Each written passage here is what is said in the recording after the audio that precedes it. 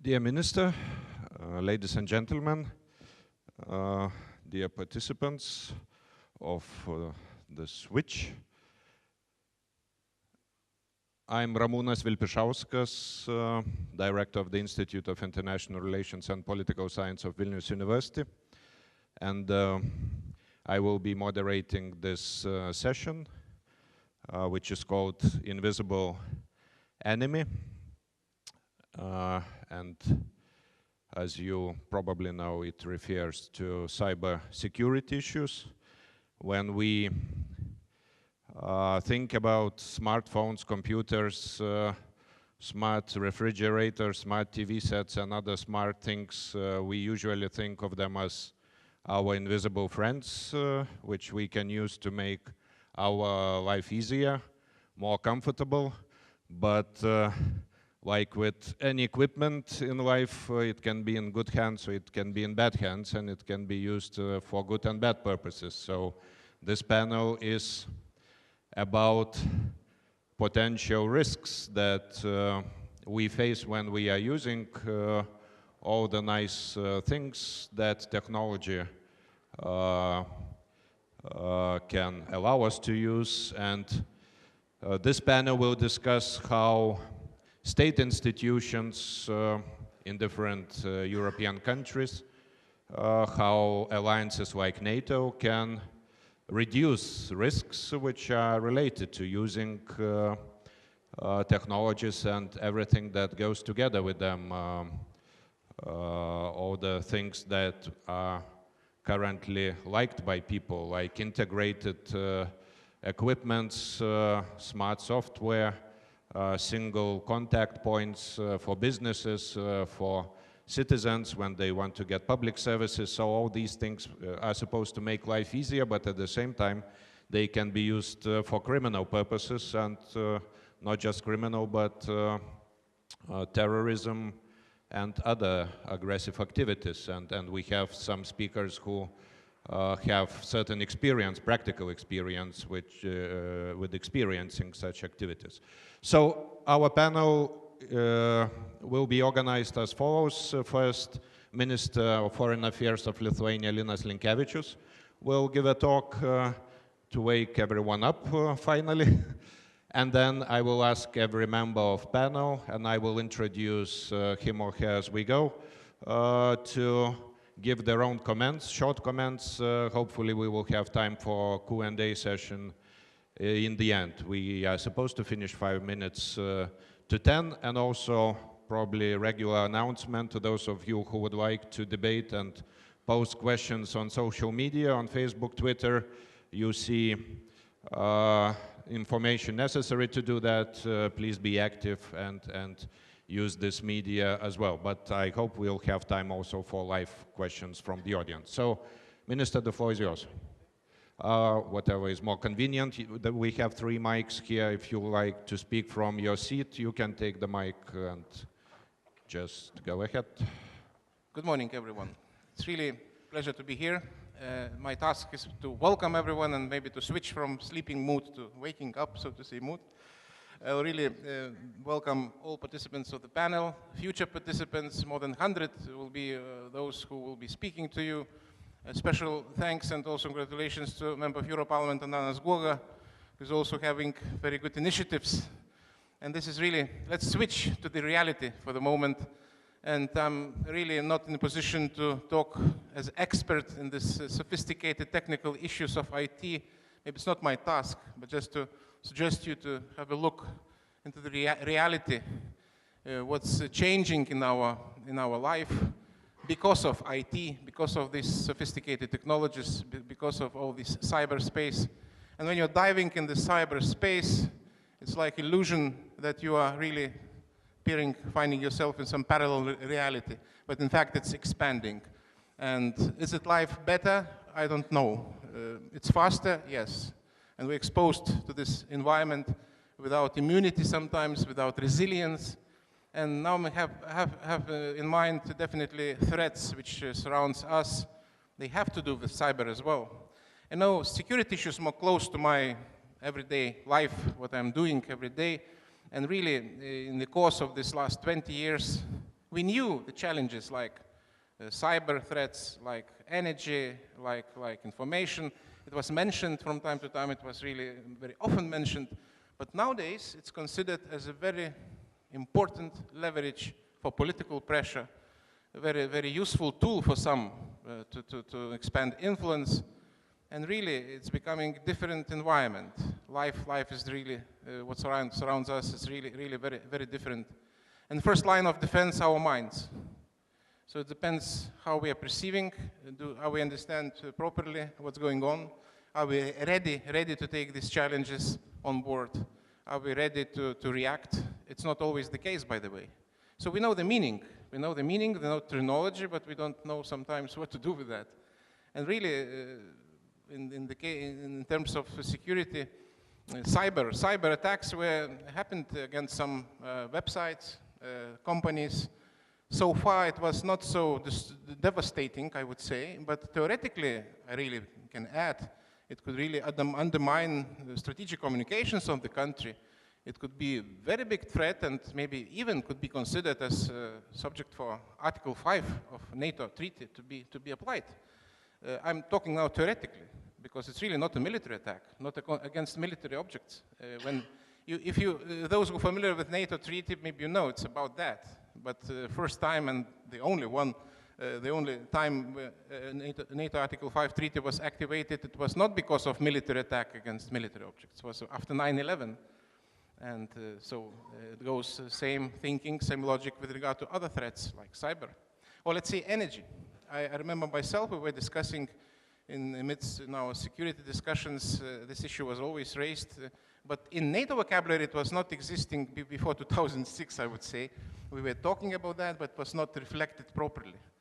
And only after Riga summit in 2006, we managed to put this on the, so to say, table as a task for NATO, not having any ambitions to coordinate everyone and everybody, but just to reflect this properly in our manuals.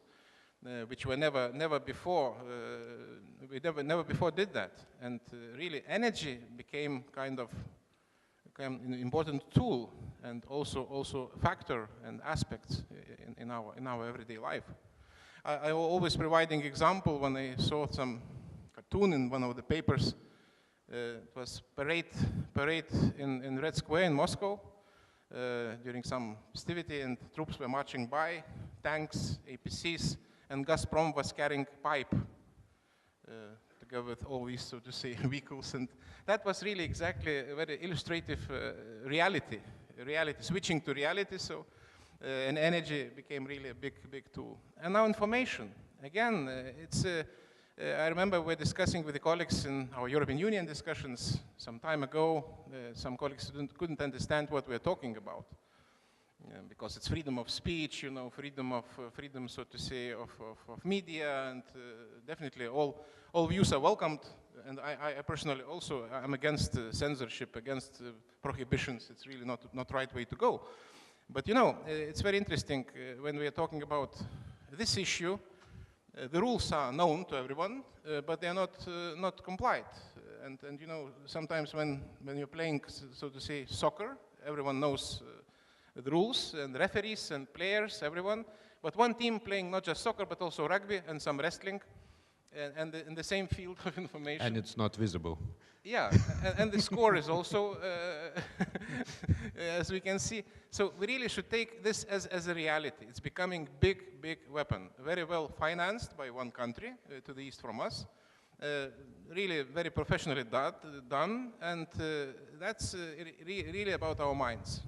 So when we were talking sometimes about global challenges, global warming, sometimes it looks like abstract, something has nothing to do with us, right, with everyday life, but it does. It's very important. Even Pope Francis talked about that, by the way, about global warming as a humanity problem, right?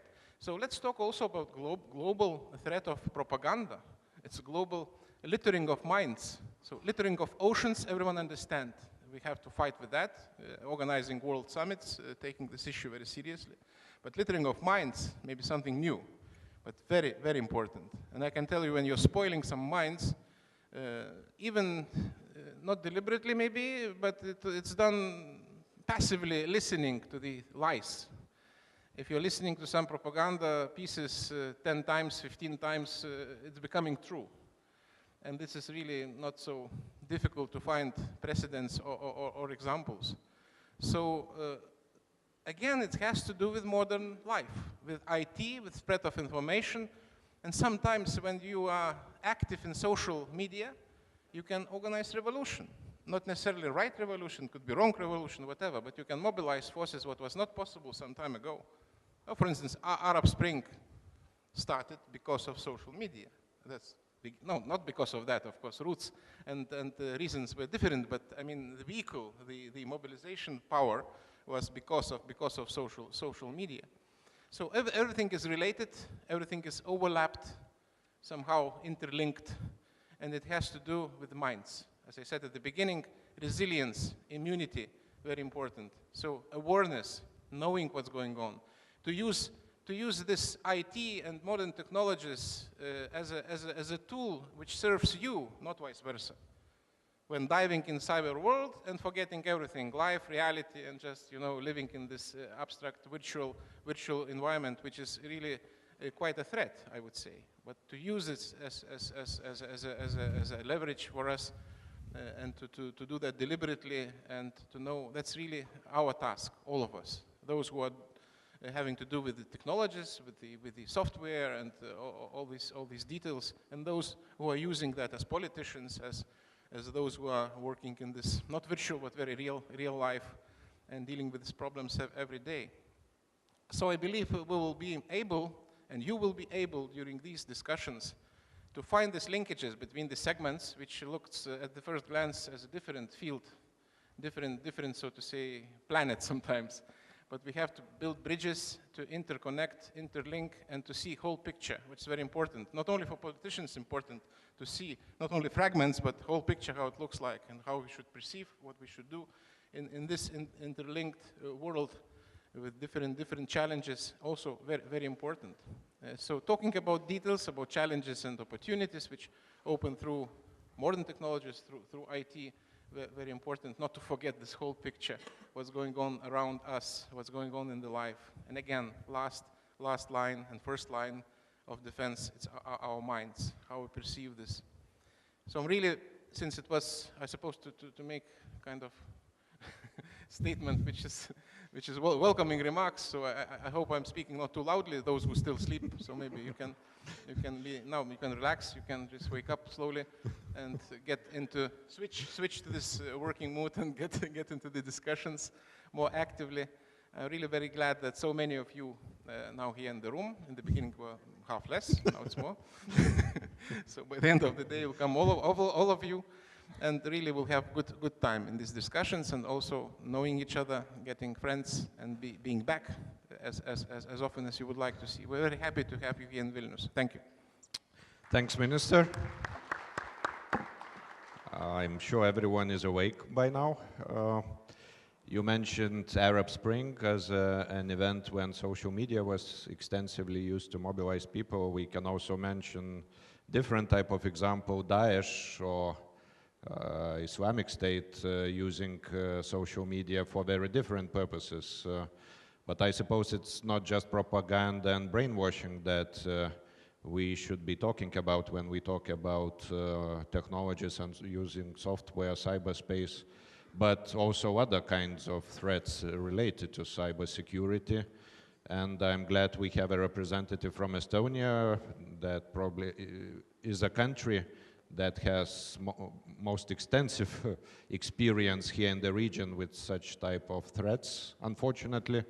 But I'm sure you also have valuable experience, and I hope you can share some insights with us as well. So I'm glad to introduce to you Mrs. Karolina Ange, who is the head of Estonian cybersecurity policy at the Ministry of Economic Affairs and Communication. The floor is yours. Thank you for the introduction, and thank you, Minister, for a very interesting, welcoming remarks.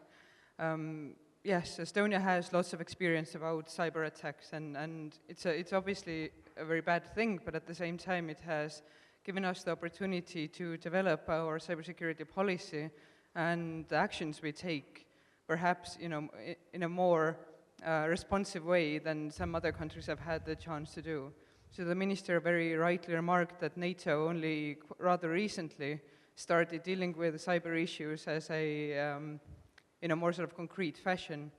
And we like to think that in the Estonian attacks in 2007, the attacks that we traced back to, let's say, government-backed computers in our eastern neighbor, these attacks really, for us, made us realize that cyber isn't something that is just a feature of some IT systems. It's an end in itself that we need to be actively thinking about when we design our e-government systems, when we are designing our, when entrepreneurs are starting e-commerce companies. But at the same time, what we try to get out of us living in a very complicated security situation is that cybersecurity is something that every person is responsible for.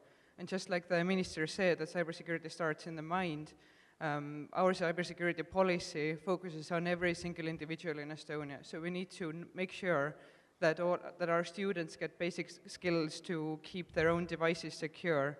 We need to make sure that students get some cybersecurity teaching, be they study IT or something else. We need to make sure that we have companies who are active in the cybersecurity field, but also, even if they are outside of IT, that they can keep their system secure. And, and I have left out the military, I have left out the police, because these are already very obvious to us that, the cybersecurity policy has to encompass them. But, what I want to emphasize is the importance of every single person knowing how to keep their own devices secure. It's not something the government can do, because the threat landscape is so complicated, it's an individual's responsibility to do so. Cyber war, as the title said, is not something that happens between states. When we think of conventional militaries, we think of great leaders giving orders, then armies marching on the border, whether they achieve what they wanted to do or not, they march back, some of them don't.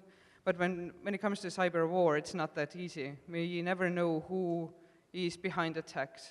We very rarely do, to the full extent. We don't know whether it's a criminal case. We don't know whether it's an actual act of terror, whether it's an act of war.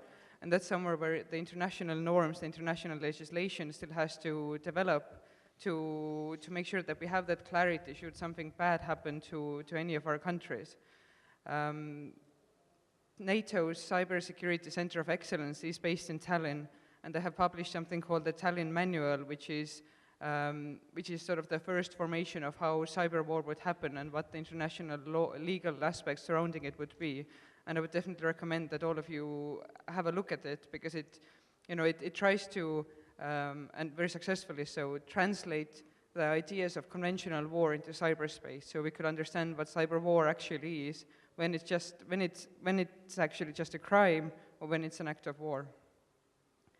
And the reason why, as I mentioned, Estonia has lots of experience with attacks, but at the same time, the other reason why we are doing cybersecurity at a very high level is that we have a very advanced e-government and information society. So all the services that we are developing for our people, they are online. The vast majority of transactions people do with their government is done using different e-channels. And those e-channels can only be successful if people can trust them. And that is down to cybersecurity. So our cybersecurity policy, for that reason, is run from the same department as e-government is, because we know that Estonia is so digitalized at this point that there is no way we could return to paper. So a crippling cyber attack, should we have no defenses up, could burst our bubble. So that's why we are working very hard to make sure that could never happen. Cybersecurity is integrated into every decision-making process. It's integrated into every e-service, every e-government system being developed, just with the core thought of keeping our people's data and the services they enjoy secure. And I think that's where the future lies. We need to be innovating, because that's the only way we can stay ahead of the curve. And I don't only mean services we offer, but also when it comes to cybersecurity, because our opponents are developing as well. And they are, the attacks that that came in 2007, we would laugh at today. They wouldn't do anything to our systems. But it's been nearly 10 years. The criminals have developed, and so have we. And we need to be looking forward to what new attacks might come, what might happen in the future, and at the same time emphasizing personal responsibility in combating not only cyber attacks but sort of everyday cyber hygiene issues.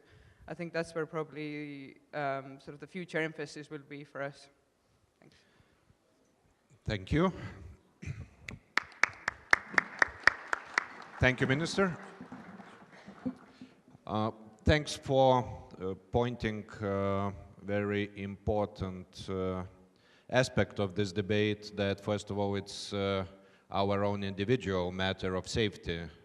I think we often forget in these debates focusing a lot on what state institutions are doing, international organizations are doing, and forgetting that it's a matter of personal hygiene, so to speak, to make sure that information, your personal data is used safely, securely, that you do not leave your credit card on the table and walk away. It's the same with digital information. I think this is very useful reminder to every one of us that, first of all, it's a matter of our own carefulness and taking care about this. But of course, there is also a role for state institutions, since this is linked to security, this is linked to the rule of law as well, and also international organizations have a role to play. So now I would like to turn to Mr. Gabrielius Landsbergis, Member of European Parliament,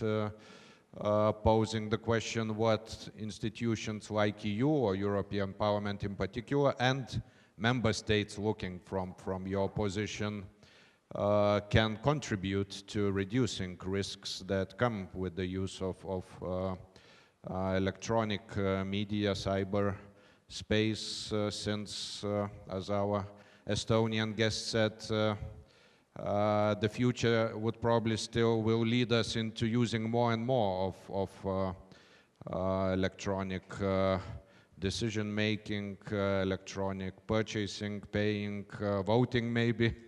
A controversial issue here in Lithuania, not at all in Estonia, as far as I understand, but yes, the floor is yours.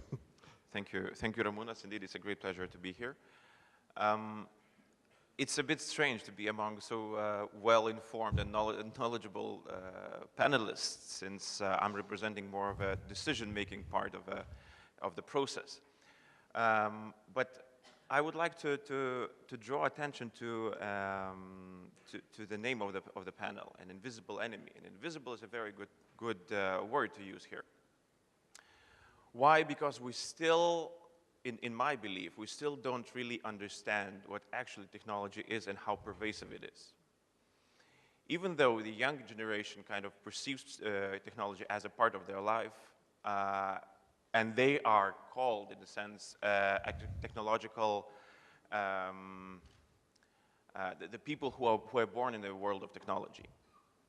The people who are, let's say, 20 plus years old, 30 plus, we are newcomers to a technology world. So most of the 90%, I would say, of the world of technology is still an invisible world to us. And I would like to use an example of how can we see that. In 1965, one of the founders of Intel company, Mr. Moore, devised a concept. It was called Moore's Law, and now many people are arguing whether it still holds. He said that every second year, the number of transistors in the computer will double, because the size of transistors will diminish twice. And even though a very simple concept, it actually held for almost 50 years. That means that the computers were becoming faster and faster, twice as fast as the year before. It was exponential growth. And you can only think about this in terms of computers. And maybe it's just the computer who was getting faster. But there are people who think that it's not only about the computers. It's the whole technology was growing in the exponential speed. That means from 1965 up until 2015, the technology grew hundreds of times. And the pervasiveness of technology grew as well. But the main question here is whether our understanding of it grew in the same speed. And this is where I argue that it didn't. That means that, for example, there was a good example used. Let's take money. You know, the concept that we had for thousands of years, the trade, barter, using cash, then credit cards, and now we are suddenly in the technological part and technological era, electronic era of money. Do we truly understand how does it work? Where does it go? Where is it stored? What does the credit card mean? Do you have money in the credit card? What is the credit card? And how many people could answer the question? And when we think about all the parts about the decision-making, let's take the parliament, be it European Parliament, be it Estonian, Lithuanian, it doesn't matter. You take the people in the parliament, members of parliament, and you ask the same question: how do you understand technology? What it is? How dangerous it is? Where are the dangers? And I think that there won't be a single, a unanimous answer. People will have their perceptions, people will have the knowledge that they read in the newspaper, the people would, you know, think, hear from what they heard, different ideas. But the concept would be very different, and it won't be easy to make a decision, a law, that would be passed unanimously, say, or with a majority, in order to make us safer, or adapt it to a digital era. And another example to use with the cyber warfare, I had a very interesting example. Now we are in the beginning of an era of driverless cars. Right, there's a company here represented which is one of the pioneers in that era. And many of us here, I believe in the panel, with the listeners, we understand that it's a very nice and neat concept. You know, then driverless cars are coming, they'll be there in 20, 35, or 50 years. It's all good. Now take the decision that we need a law to pass on in the parliament that would deal with driverless cars. How many members of the parliament would know actually what the law is about? What do we need to have in the law? How do we need to be prepared for that? What legal steps do we need to take in order for that to be legal and adapted to our streets? Now when we come to the cyber warfare, I think the debate is exactly the same. If you would ask the decision makers, how do you perceive cyber warfare? Very many people would say that the biggest threat to Lithuania or any other country within the cyber field would be the non-working or blocked website of government, parliament, or any kind of ministry. Why? Because this is the way we perceive what internet is. This is the way we see it. Internet is when we log on, we type www, and we see the web page, and if it's not there, then it's a cyber attack. Well, maybe you forgot to switch on your computer. Yeah, but yeah, you should check if the cable is all right.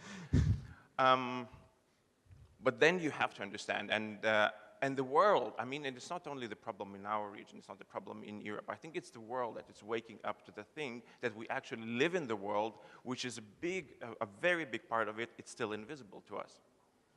Do we understand that the plants are run with the computers that are connected to the internet? The power plants. Do we understand that the railways? Do we understand that airports are connected to the internet, that actually can be hacked and are vulnerable to the attacks? Do we understand that actually almost everything now is digitalized and connected some way or another to the possibility of an attack? And still, there have been events in the world that showed very clearly how dangerous it can get, and where civilian lives are at stake. One of the cases that I think, of course, one of the best known cases is Iran attack against Iran nuclear refinery, but it was not. It didn't have to deal with civilian lives directly.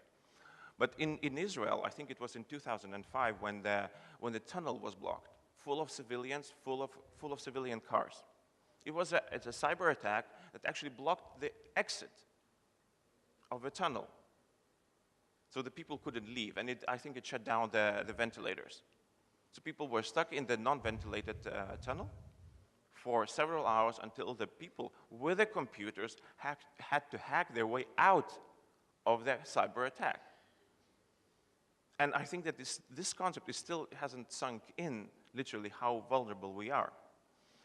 I think, again, that very many decision makers, whenever they look at technology, you know, iPhone, iPad, the way we see it, you know, what is technology? They think it as a fad. It will go away. One day we'll wake up and we'll all be paper again, as you said. Yeah, I mean, you know, Delphi will become a newspaper. We'll all come back to the dialing phones, and you know, it will be the same old world all over again. And I think this is what we need to stop. This is not coming back. That world is done, over. It's not a fashion thing that we are living in the digital era. This is it. And the new generation that is coming actually will be expecting decisions for driverless cars, for safe environment, for digital newspapers, for digital information, electronic payments or whatever. And they would expect that from us. So what do we need to do? Where do we get the knowledge, and how do we make us prepared for the digital era? Well, the way, let's see, you know, I would draw the example from the countries that experienced this 10, 15, 20 years ago.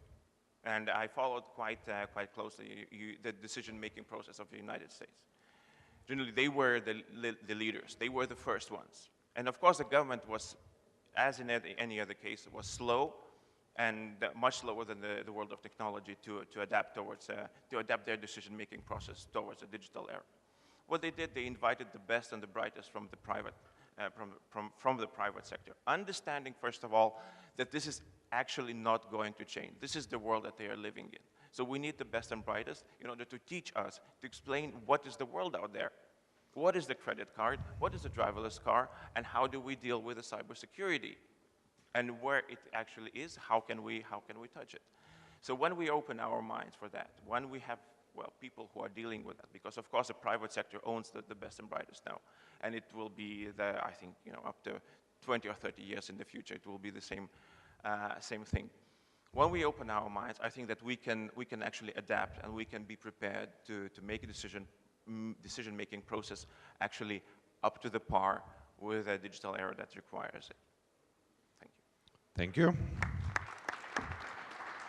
When you were speaking, actually, I thought of this nostalgia that many people, at least in Hollywood, seem to have to the days when the world was much simpler and less technologically advanced. If you remember certain movies, Hollywood movies, you know, you have this apocalyptic event, global catastrophe, and then everyone returns to kind of Stone Age, Mad Max thing or something like that.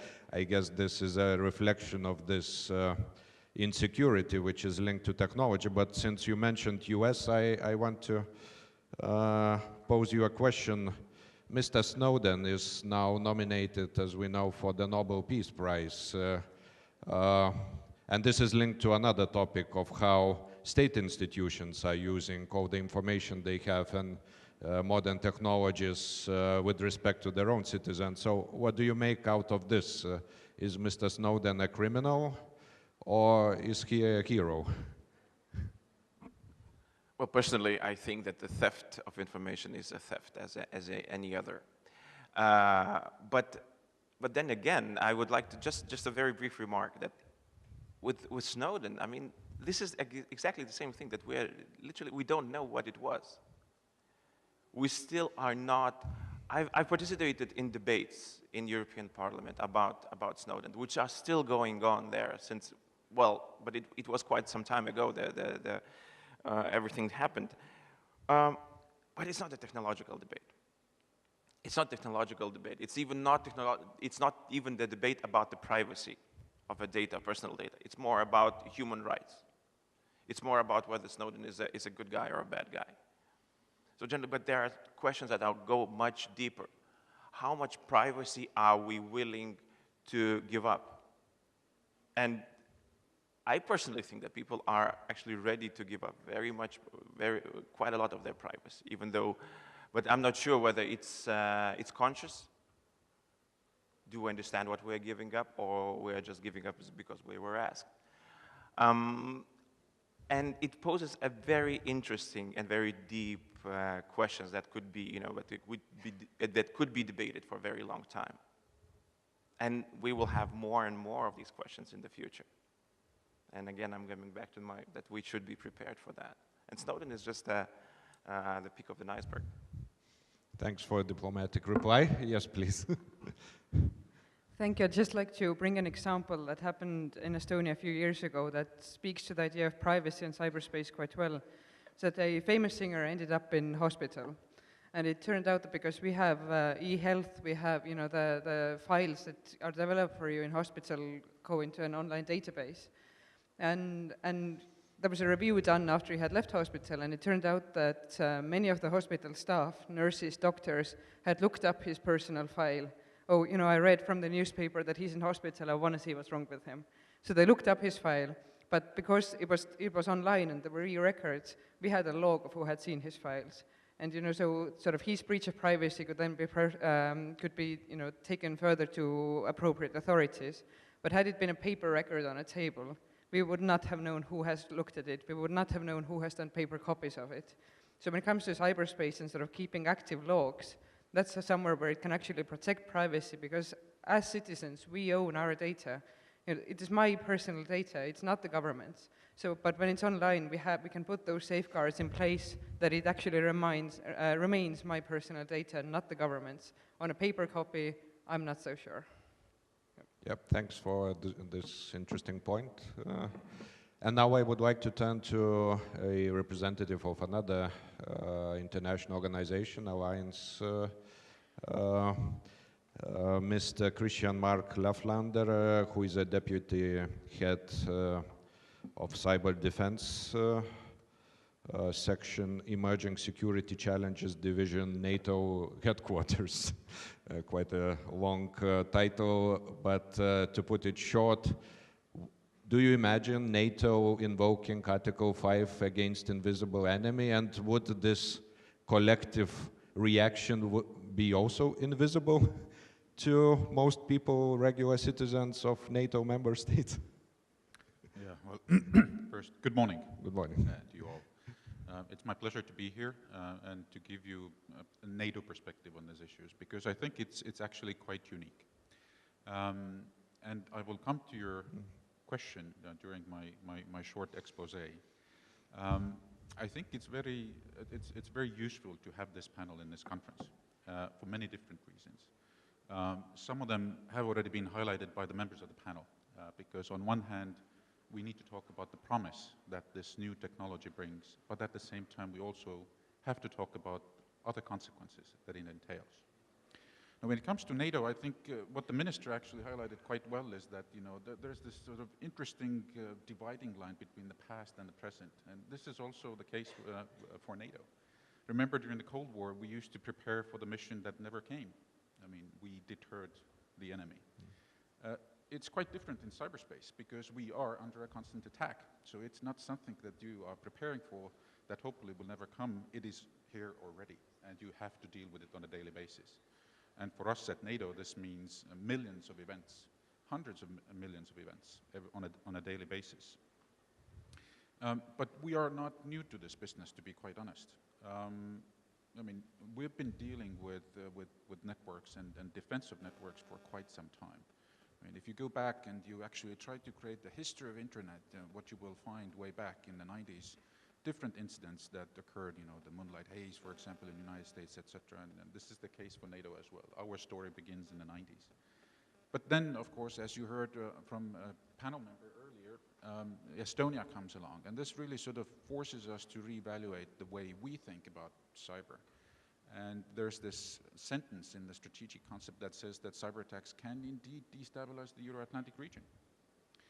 And the next sort of an interesting sort of turning point for us comes at Wales, that last year, 2014, where allied heads of state and government recognized that collective defense also applies in cyberspace. And this is in direct response to your question. indeed. For us, cyberspace has become similar to that of land, air, sea, etc. Meaning that potentially there could be an attack, there could be an event in cyberspace that would actually force the alliance to invoke Article 5. Now, the second part of your question, that is, what does this sort of look like, and then what would NATO do? And I would have to put to you that there is no automaticity and there are no thresholds. In fact, we know it when we see it. And when it comes to the response and different measures, you heard Minister Linkevičius earlier this morning talk about 9/11 and NATO's response to it. But it's an interesting analogy because when you look at it, really at the time, attribution wasn't the issue. I mean, later on, indeed, it was sort of certified and verified that it was bin Laden and Al-Qaeda behind it. But when Article 5 was invoked, this wasn't really the case. Similarly, when you look at the equipment or the response as such, it was the AWACS plane that was sent to patrol the skies in the United States. So it wasn't a symmetrical response, if you will. So there was this sort of time factor in it, there was the asymmetrical use of tools, etc. So I would put it to you that when it comes to response in cyberspace, similarly, we know it when we see it, and it's largely going to be a political judgment call. I don't think that we will ever code into this situation a specific threshold that would actually force our hand at one moment. And when it comes to different measures, I mean, the whole dime, the diplomatic, informational, military, etc., tools will be available to us, not to escalate, but perhaps to de-escalate that conflict. I would also like to sort of make clear that when it comes to NATO at 28, this sort of grand alliance, NATO's mission is defensive, not offensive. And that's an important thing to understand when we talk about the cyber warfare. Because NATO we are a bit of a curious animal, if you will. I mean, we're the only international organization that has its own networks across the globe, from Afghanistan to the North America, from the northern tip of Norway down to the Mediterranean, and this is our mission to defend it. Now, I know some of you in the audience, the future leaders, tomorrow's leaders, are basically reading the press and are saying, well, what about those offensive capabilities that allies themselves are declaring at the national level? That might be the case, but allies at 28 are still in a defensive mood. Our role is of a defensive kind. Now, just to piggyback on some of the comments that you also heard earlier today already, I mean, on one hand, this is about technology, but on the other hand, this is as much about people that use that technology. And that's why when we look at the Warsaw Summit that is ahead next year, next summer, this is one of the critical areas that we will be looking at. We want to develop capabilities because really, once again, going back to the Cold War, if you had an airplane, C-130, what have you, I mean, it is an airframe that you sort of upgraded, but it served you for about 20, 30 years easily. That's not the case with cyber. And that's not the case with cyber technologies. There's no endpoint. You really have to sort of keep implementing this new technology. Similarly, the skills and the skill set of people that are dealing with cyber, I'm happy that allies are paying more attention to it at the national level because really all that technology is of no use if you do not have people that know how to use it. And that, by the way, includes ordinary folks as well. I mean, 80% of the stuff out there, the malware in the networks could be gotten rid of just by simple measures. Don't click on stupid emails and don't click on stupid links, etc., etc., etc. So you have a role to play in this regard as well.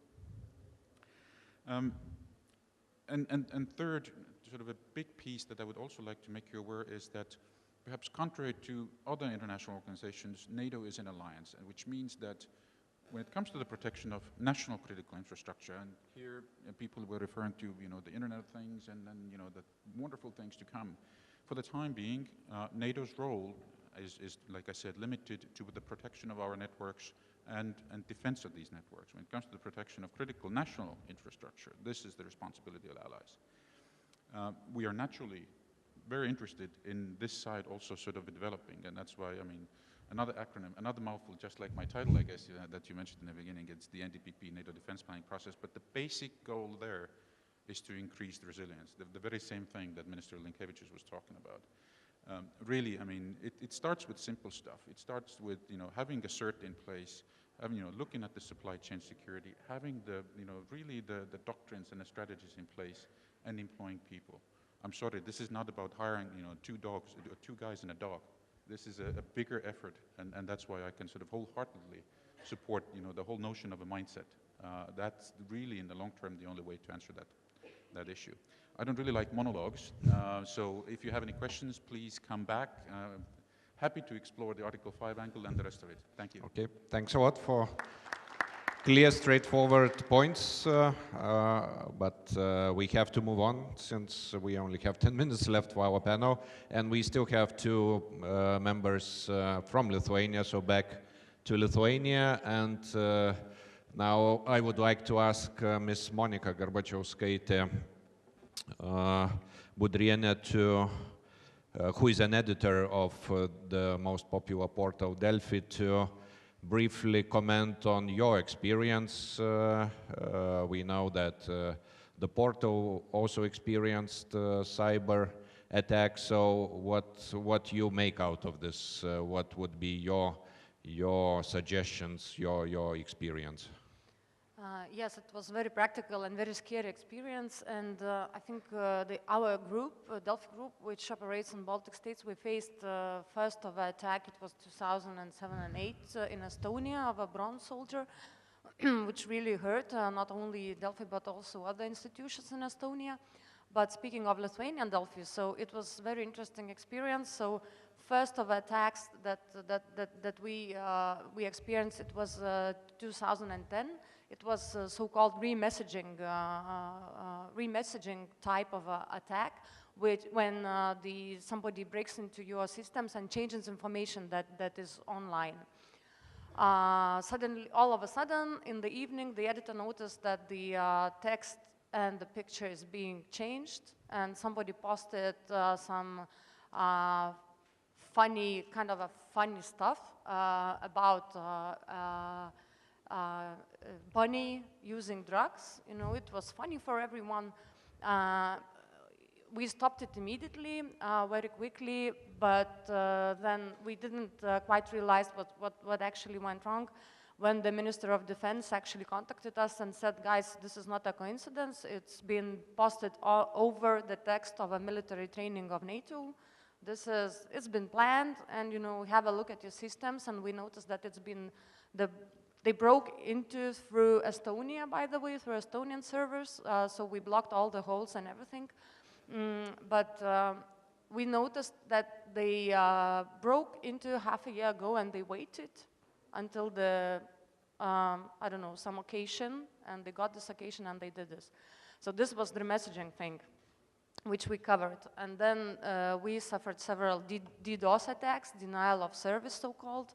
I'm sure most of you read about it because we published quite a lot on this topic, and it was also quite scary.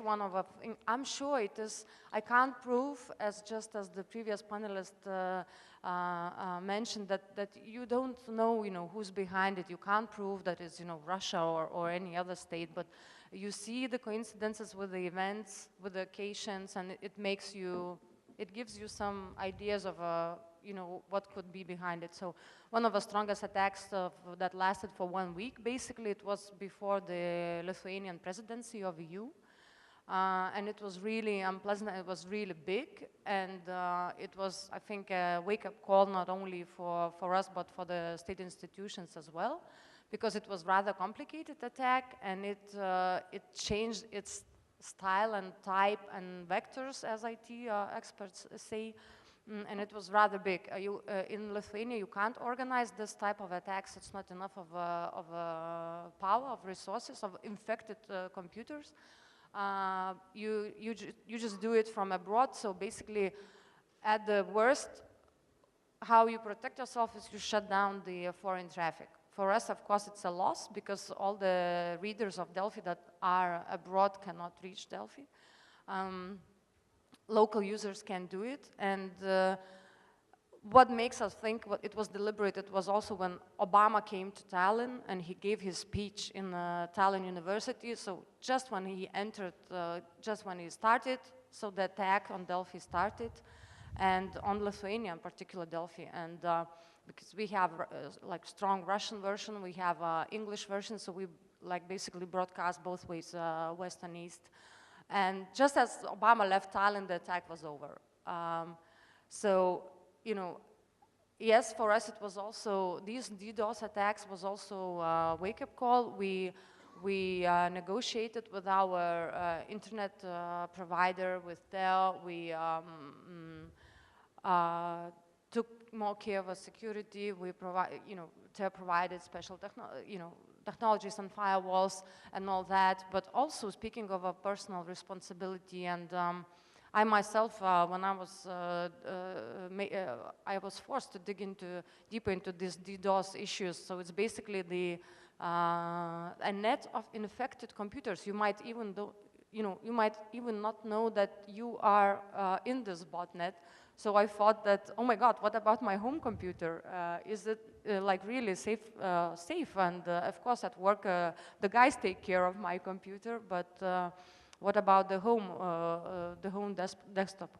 So this is important issues, and we are still following these issues. This is still relevant. We haven't suffered the serious attacks at the past of a half of a year probably, but still this is an issue. Another issue, another topic is what I think a topic of a hybrid war, which I'm not going to elaborate a lot, is like what the trolleys do in the comments, but this is entirely not technological. This is already another thing. So basically, like DDoS attacks showed us how vulnerable we are, and if they would attack all the portals and at one time, so that could seriously be damaged, and remessaging is especially dangerous.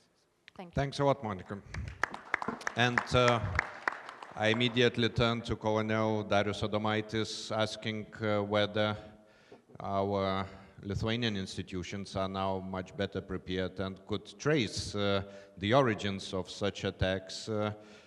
You are Chief of Cybersecurity and Telecommunications at the Ministry of National Defense, a unit which, as I understand, started functioning from the beginning of this year. I think since we have only a few minutes left, these will be concluding comments. So are we getting better prepared? Can we be optimistic about cybersecurity? Good morning, everybody. So as usually military, we are under pressure. And as you see, again, just 2 minutes left, even the less. I have to start to talk about or to present you the state institution, what we are doing as a government one. Actually, as was already mentioned, you see, cybersecurity is somehow like defense. Defense, that means military. And you have in front of you the military one guy, but actually I am just representing the whole team who works on cybersecurity issues in Lithuania. In Ministry of Defense, we created some section working on cybersecurity since 2008. And as was mentioned already, that in this year, starting from the 1st January, because of the law which was adopted last year on cybersecurity, as a state institution, we have National Cybersecurity Center, and my agency is fulfilling such responsibilities. Because of the time limit, I just wanted to say that as a state, we have to clarify very clear who is responsible for what. And my center is responsible for critical information infrastructure. Actually, in the state, we have 4 different institutions which deals with cybersecurity. One is mine, second is Communication Regulatory Authority, and then we have Cyber Police, and then we have Personal Protection Data Department. That's 4 different, issues which deal with different institutions. It was funny on the 2nd of January to receive the phone call from one young girl, and she asked me, could you provide the military security for my cell phone? I said, what that means? But it's very nice to see that people are worried about the cybersecurity, that they're worried about the data protection. And because time on the limit, I wanted to stress another one issue. Cybersecurity is not the responsibility of the government itself. It's everybody's one's responsibility.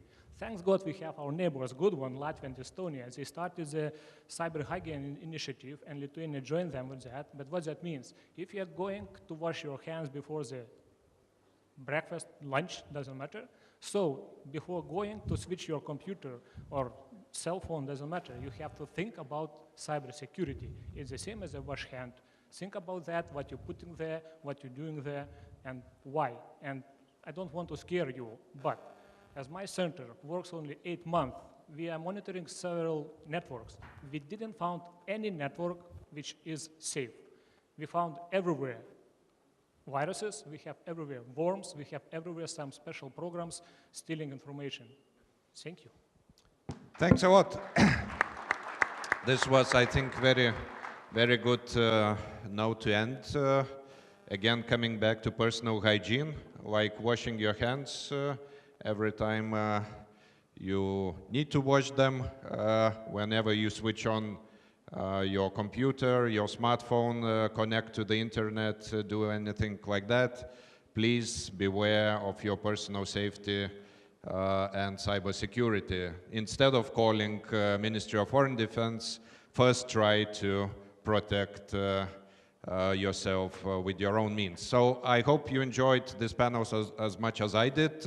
We don't have time for questions, but I think that was very interesting, informative discussion. Thanks to everyone, especially to those of you who came to Lithuania from abroad. So let's thank the panel once again.